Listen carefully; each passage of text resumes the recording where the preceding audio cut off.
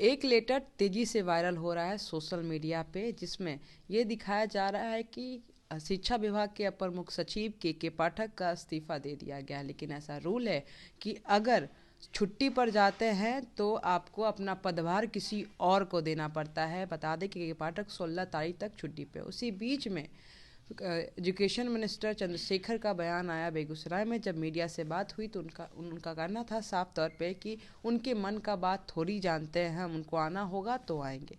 ये सब तमाम मुद्दों पर बात करने के लिए माले विधायक संदीप सर हमारे साथ जुड़े हुए हैं। सर, क्या कहेंगे, इस तरह का बयान सामने आ रहा है और ये जो लेटर है तेजी से वायरल हो रहा है, इसमें साफ तौर पर दिख रहा है कि इस्तीफा वाली बात की जा रही है, लेकिन कुछ और ही सामने नजर आ रहा है। नहीं, क्या सामने तो क्या नज़र आ रहा है कि छुट्टी वो लिए जी 14 तक, उसका एक लेटर वायरल हुआ।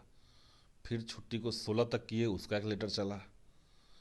फिर अब कह रहे हैं कि हम जितना दिन छुट्टी में है उतना दिन अपना प्रभार जो है वो त्याग रहे हैं। फिर ये भी वायरल हुआ। तो कोई भी अधिकारी अगर किसी विभाग से छुट्टी पर जाते हैं, एक तो उनको सब पूछने नहीं जा रहा है कि आप कहाँ गए हैं कहाँ नहीं गए हैं। दूसरा है कि वो 3 3 बार एक ही चीज़ को लेकर के वीडियो कोई मैंने उसका लेटर अगर पब्लिक में आ रहा है तो हमें लगता है कि ये सुर्खियों में बने रहने का एक तरीका भी हो सकता है, ताकि हम पे चर्चा होते रहे। और ये अपर मुख्य सचिव को काफ़ी पसंद भी है। बाकी ये सही बात है कि नियम तो इस तरह का है कि अगर कोई लंबी छुट्टी पर जा रहे हैं तो अपने प्रभार का त्याग करके जाते हैं। तो हो सकता है कि प्रभार का त्याग किए हुए हों। इस बीच में शिक्षा मंत्री चंद्रशेखर का इस तरह का बयान क्या साबित करता है? उन्होंने तो सिंपल बात कहा कि हम उनके अंदर का क्या जानते हैं, उनको काम नहीं करना होगा, शिक्षा होंगे तो गए होंगे या जो भी है, तो उनके अंदर का बात तो कह नहीं रहे हैं, वो तो सिंपल बात कह रहे हैं। हमने सुना नहीं कि मंत्री जी ने क्या कहा इस पर, लेकिन हम इतना ज़रूर कहेंगे कि शिक्षा विभाग में पिछले दिनों जिस तरह के फैसले लिए गए, किसी को ऊपर से देखने से लग सकता है कि के पाठक जो हैं वो काफ़ी सख्त हैं, शिक्षा में सुधार चाहते हैं, लगातार विजिट करते हैं स्कूलों का। लेकिन भीतर भीतर जो चीज़ें हुई हैं वो है कि शिक्षा विभाग के कई फैसलों के चलते वहाँ पे डेमोक्रेटिक जो प्रावधान हैं उनको ख़त्म किया गया है।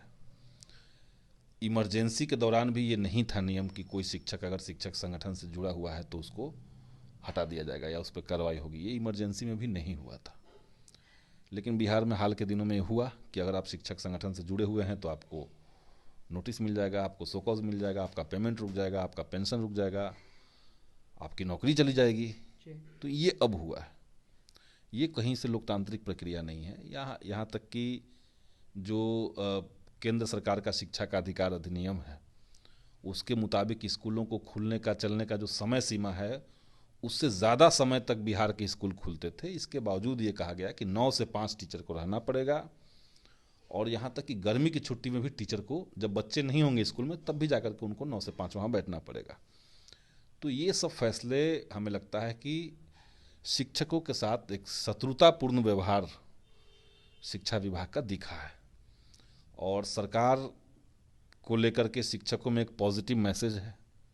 उसके लिए उनको राज्यकर्मी का दर्जा देने के लिए शिक्षकों ने संघर्ष किया, हम लोगों ने भी मुद्दे को उठाया और एक पॉजिटिव मैसेज था। इसी बीच में इन फैसलों के चलते शिक्षकों में भारी नाराज़गी आई।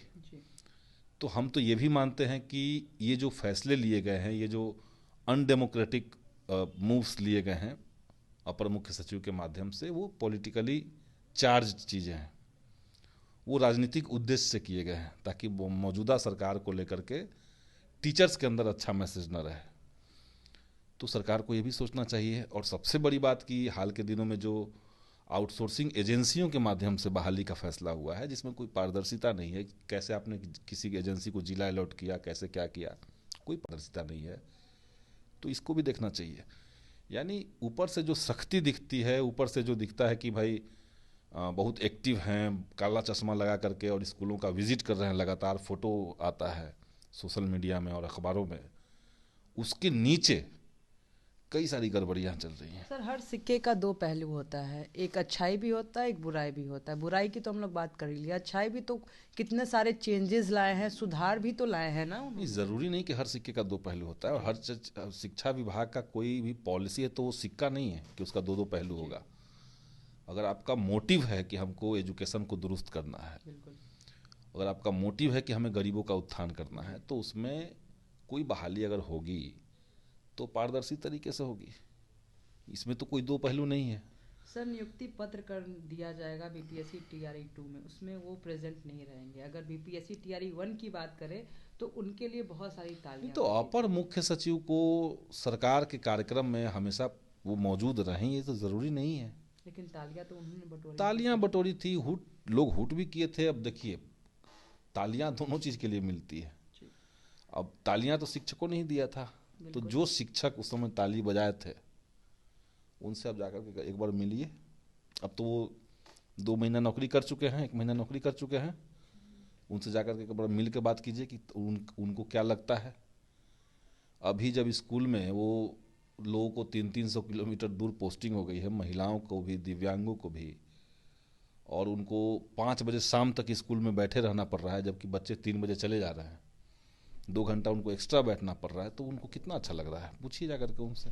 अच्छा सर, ओवरऑल बात अगर हम करें तो क्या लगता है 17 तारीख को वो वापस से आएंगे? देखिए, आ जाए नहीं आए वो मेरे लिए इम्पोर्टेंट नहीं है। मैं पहले से ही कह रहा हूँ कि मैं जब के पाठक के बारे में बोलता हूँ या किसी भी पदाधिकारी के बारे में बोलता हूँ तो कोई इंडिविजुअल का नहीं, मैं जानता भी नहीं कि कौन लोग हैं ये लोग। जो पॉलिसी बन रही है, जो नीतियां बन रही है, मेरा उस पर आपत्ति है। कोई भी अधिकारी आ जाए, लेकिन इस तरह की नीति अगर बनेगी तो हम उसका विरोध करेंगे। कोई भी पदाधिकारी अगर शिक्षकों के साथ दुर्व्यवहार करेगा, गाली गलौज की भाषा इस्तेमाल करेगा, तो उसका हम विरोध करेंगे। हमने तो बाद में देखा कि कोई एक डॉक्टर के साथ भी इनका बहुत गाली गलौज का ऑडियो वायरल हुआ। तो ये कोई, इसमें ऐसे व्यक्तित्व अगर आपका रहेगा, आप शिक्षा विभाग के आला अधिकारी रहेंगे और आप किसी के साथ फ़ोन करते ही गाली गलौज कर देंगे, तो आप समझिए आप क्या शिक्षा को बेहतर दे पाएंगे। तो ये सब इम्पोर्टेंट चीज़ें हैं, उनको भी ध्यान में रखना चाहिए।